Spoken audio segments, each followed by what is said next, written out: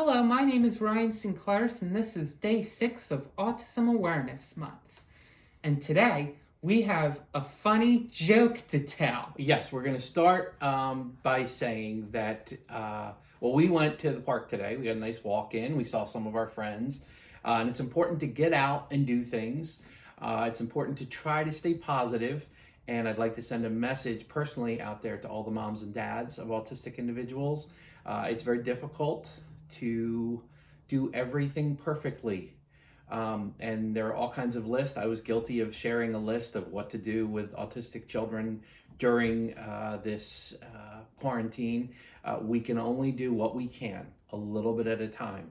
And so what we try to do is stay happy. We try to stay active, but there are days where we're not going to be active, and that's okay too, right? Right. How do you feel about a whole day on the iPad? Pretty great. Yes, you do, and that's okay.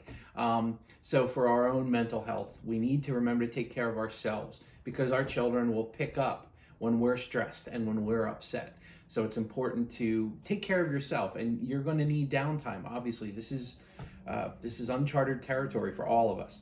So we were looking and trying to find an appropriate coronavirus joke, and we found one. So Ryan and I are going to tag team tell you this joke. So here's the joke. First part.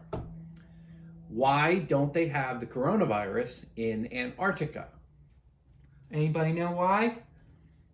They can't hear you, Ryan. Oh, okay. So again, why don't they have the coronavirus in Antarctica? Because they are all in isolation. Isolation. Very good, Ryan. That was good. You nailed it. Very good. Okay. That's fake laugh. Daddy. All right. So what we're going to talk about today, we talked a little bit about how autistic individuals have sensory processing disorder and the way that they process sound. Today we're going to talk a little bit about the sense that I've learned the most about in the past couple of years, and that is vision. Autistic individuals' vision is affected the same way that the sound is affected, in that it's amplified or under amplified by the brain. Ryan's eyes are fine. You see that he's wearing glasses, but the glasses aren't for any problem health-wise or anatomically with his eyes. It's how his brain processes the vision that's coming in.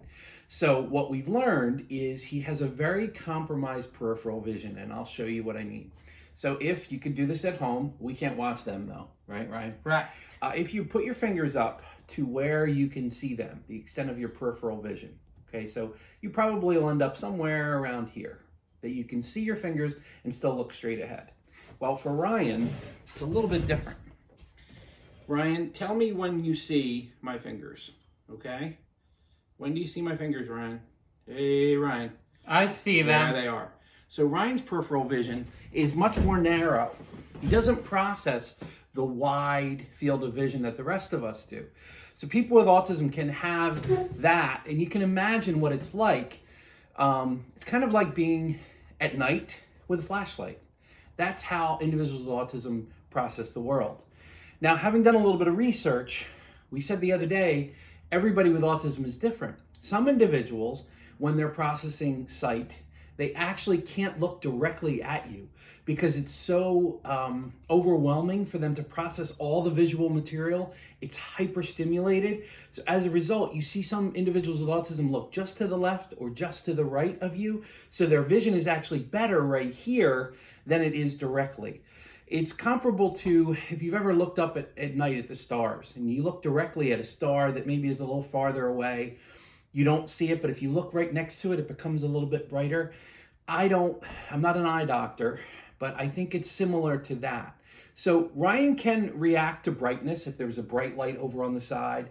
But as far as being in a crowd and trying to call on an individual, Ryan has a hard time singling out. So when you're dealing with people with autism, be very conscious of that. Try to be in a situation where you're in front of them, especially if they are making eye contact with you.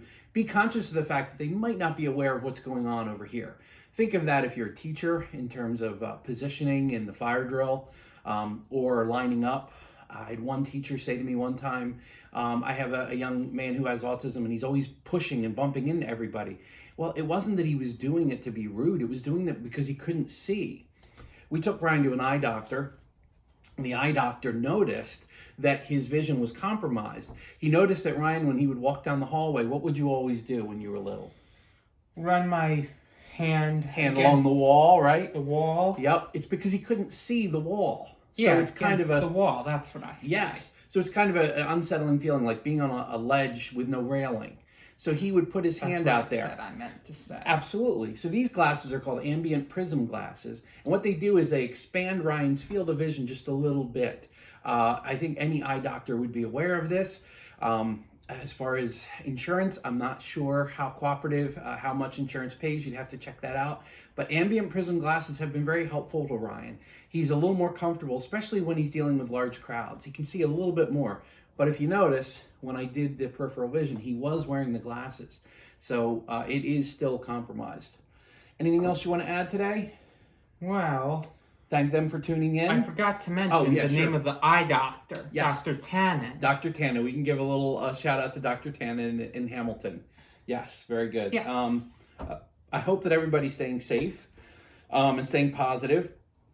And I hope that these videos are making you smile a little bit and making you learn a little something about autism. Ryan certainly enjoys them, not as much as he enjoys presentations.